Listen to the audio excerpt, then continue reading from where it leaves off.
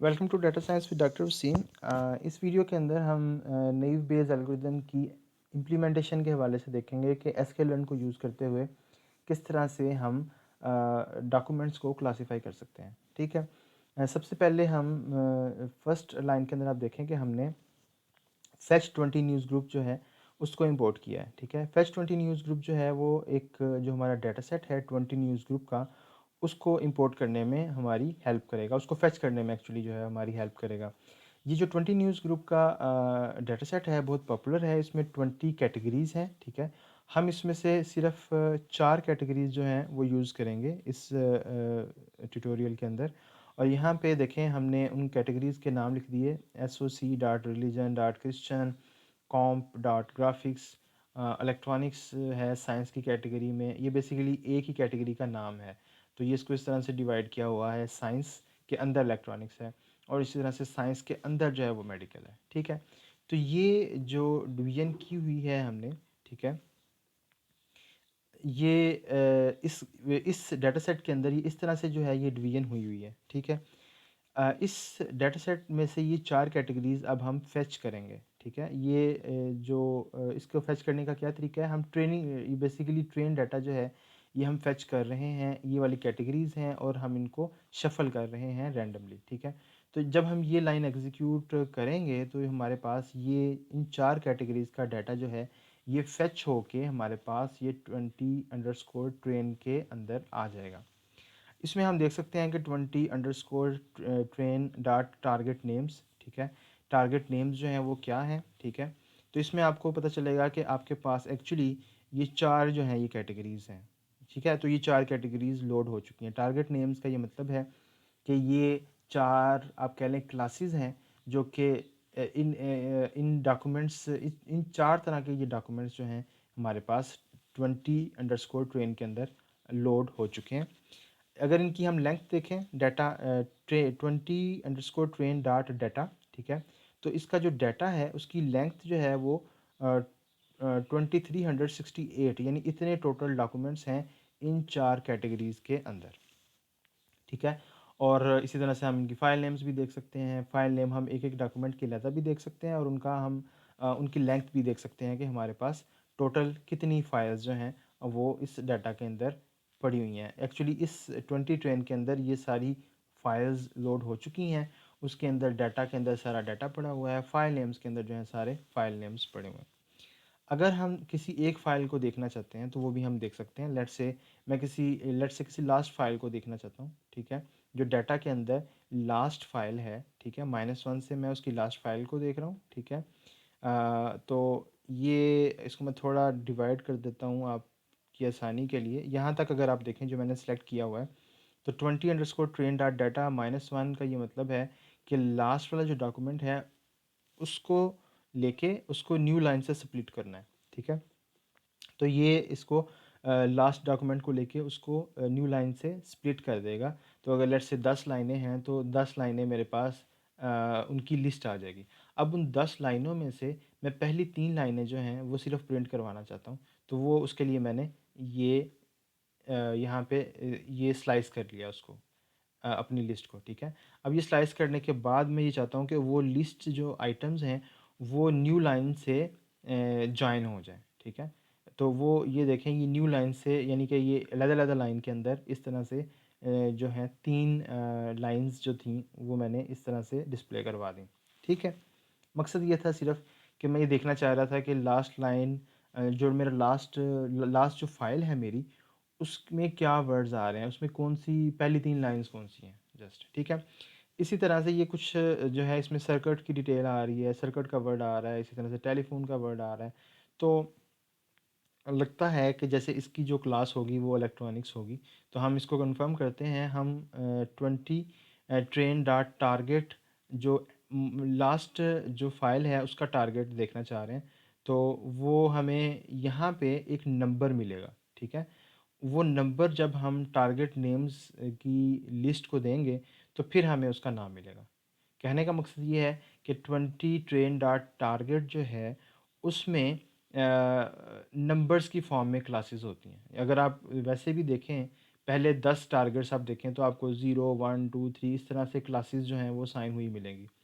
कहने का मकसद ये हुआ कि आल्दो हमने जो डाटा इंपोर्ट किया है उनकी क्लासेस कुछ इस तरह से हैं, यानी ग्राफिक्स की क्लास है, इलेक्ट्रॉनिक्स की क्लास है, मेडिकल की क्लास है, क्रिश्चियन एक क्लास है।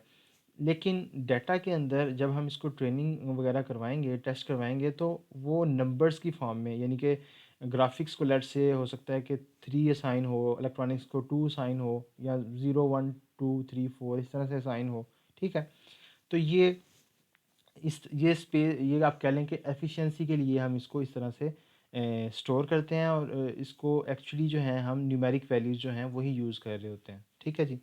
तो ये तो हमारे पास पहले जो 10 एग्जांपल्स हैं उनको जो क्लासेस असाइंड हैं ये वो आ रही हैं यहाँ पे। ठीक है, अब सिंपली हम क्या करेंगे यहाँ पे कि फीचर एक्सट्रैक्शन डॉट टेक्स्ट जो है इस पैकेज में से काउंट वेक्टराइज़र जो है उसको इंपोर्ट करेंगे। ठीक है, काउंट वेक्टराइज़र जो है उसका हम एक इंस्टेंस बना लेंगे।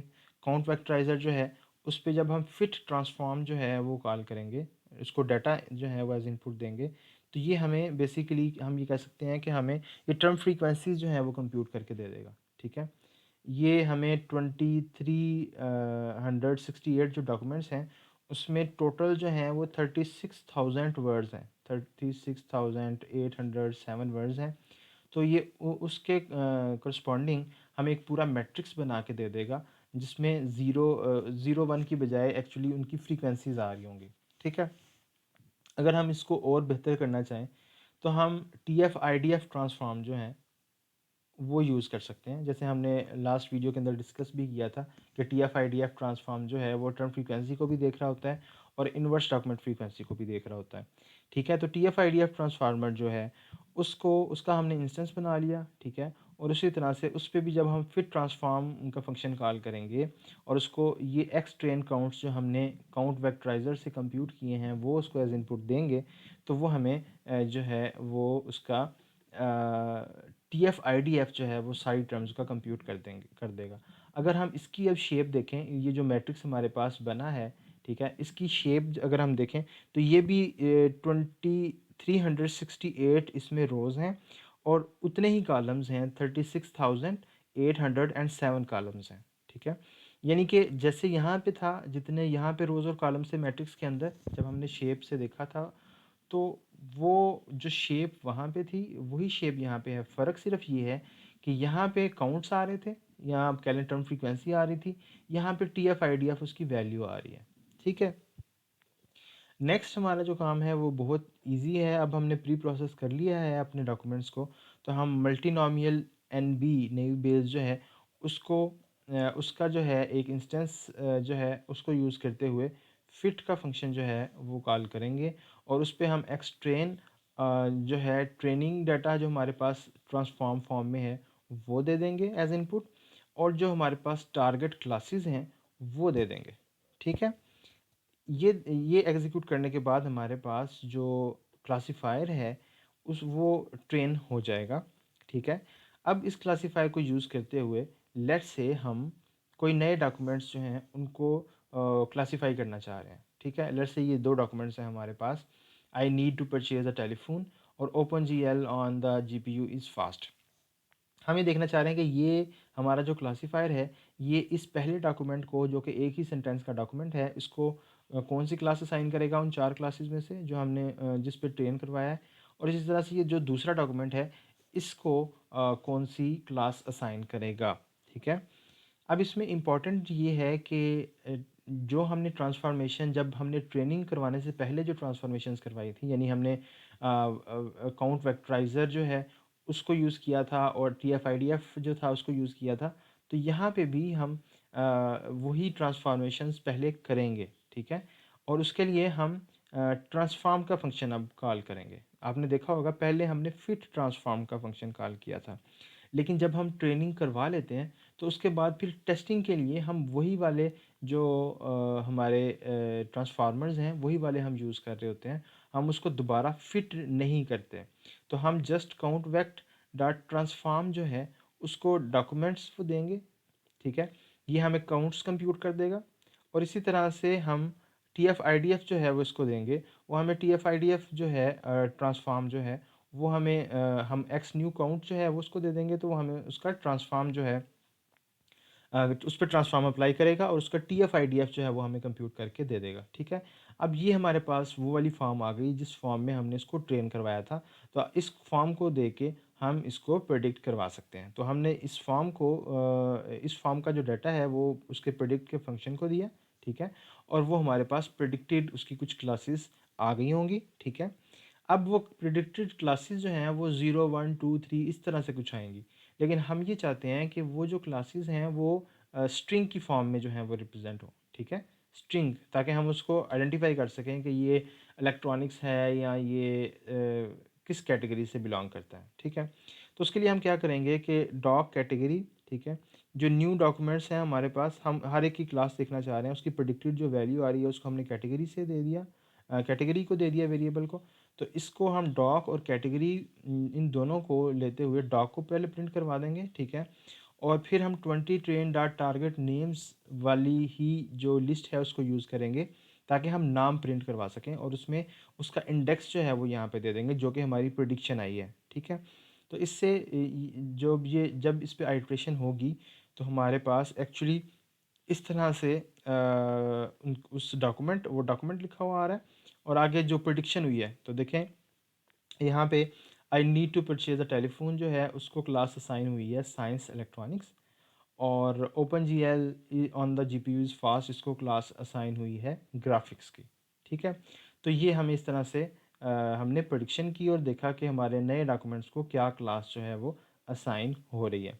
ठीक है, अच्छा, अब ये जो सारा काम है ये हम एक पाइपलाइन के थ्रू भी कर सकते हैं। ठीक है, पाइपलाइन के थ्रू करने का क्या फ़ायदा होता है कि हम एक पाइपलाइन बना लेते हैं। ठीक है, और उस पाइपलाइन को हम यूज़ करते हुए उस पे जो है वो करवा देते हैं,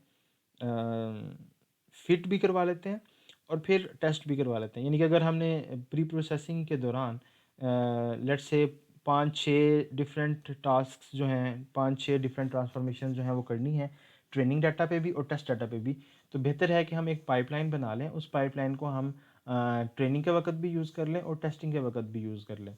तो यहाँ पे आप देखें कि ये जो पाइपलाइन है इसके अंदर मैंने वेक्ट एक काउंट वेक्टराइज़र के लिए बना लिया, TF-IDF जो है वो ट्रांसफार्मर वो भी इसमें ऐड कर दिया है। इस तरह से जितनी ट्रांसफॉर्मेशंस हैं और एंड पे जो है हमारा क्लासिफायर जो है वो भी आ गया। तो इस तरह से ये पूरी पाइपलाइन जो है ये डिफ़ाइन हो गई। ठीक है, इस पाइपलाइन को यूज़ करते हुए यहाँ पे मैंने फिट का फंक्शन कॉल किया, उसी तरह से इसको डाटा दिया है और इसको टारगेट दिया है।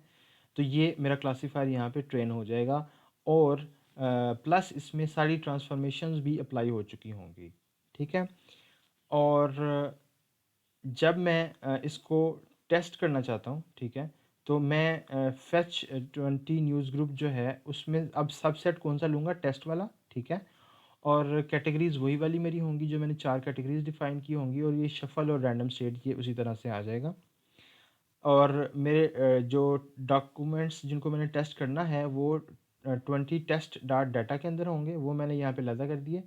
और प्रेडिक्टेड जो है उसमें मैंने जो टेस्ट क्लासीफायर है उसको प्रेडिक्ट का फंक्शन उसमें कॉल किया है, और उसमें डॉक्स टेस्ट जो है वो जो मेरे डॉक्यूमेंट्स हैं जिनको मैंने टेस्ट करना है वो प्रोवाइड कर दिए हैं। अब अगेन यहाँ पे देखें कि मुझे उसमें वेक्टराइज़र, TF-IDF और क्लासीफायर वो अलग-अलग कॉल नहीं करना पड़े। मैंने सिंपली वो पाइपलाइन यूज़ की है और उसको जो टेस्ट के डॉक्यूमेंट्स हैं वो दे दिए हैं, और मेरे पास प्रेडिक्टेड जो हैं वो आ गए हैं। ठीक है, अब इसकी अगर मैं एक्यूरेसी देखना चाहूँ, एक्यूरेसी आपको याद होगा हम जो SQLearn के अंदर मैट्रिक्स हैं उनको यूज़ करते हुए भी देख सकते हैं।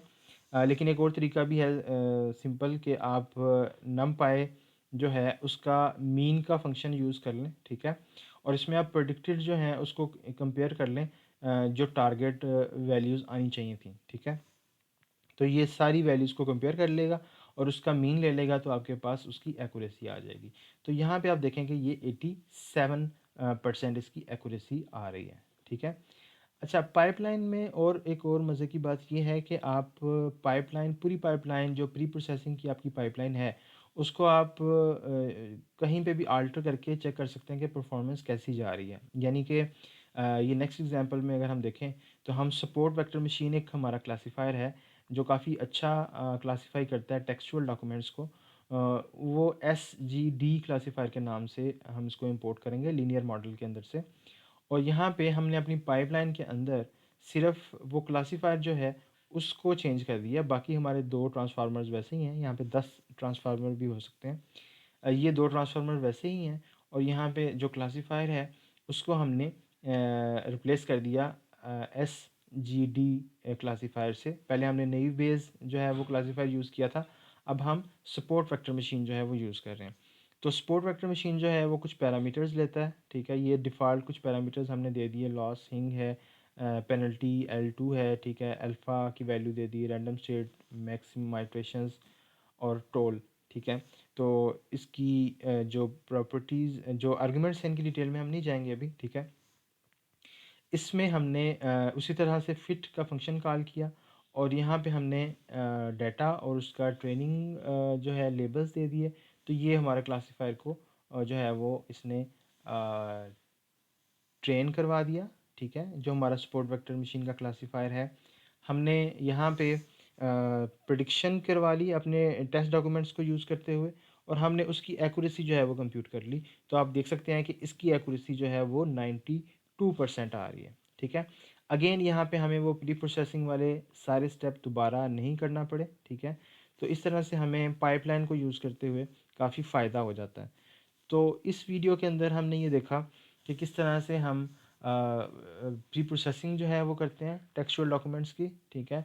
हमने एक 4 कैटेगरी जो हैं वो 20 न्यूज़ ग्रुप जो हैं उसकी ली और उनको हमने नैव बेस और सपोर्ट वेक्टर मशीन को यूज़ करते हुए क्लासीफाई देखा कि किस तरह से कर सकते हैं। और एक और इम्पॉर्टेंट चीज़ हमने देखी कि किस तरह से हम पाइपलाइंस जो हैं उनको यूज़ करते हुए मल्टीपल ट्रांसफॉर्मेशंस और क्लासिफायर्स को कंबाइन करते हुए अपने ट्रेन और टेस्ट डाटा पे यूज़ कर सकते हैं, ठीक है। आई होप आपको काफ़ी फ़ायदा हुआ होगा। अगर आपके कोई कमेंट्स वगैरह हैं या कोई कन्फ्यूजन्स हैं तो आप ज़रूर कमेंट्स के अंदर ज़रूर दीजिएगा। Thanks for watching the video.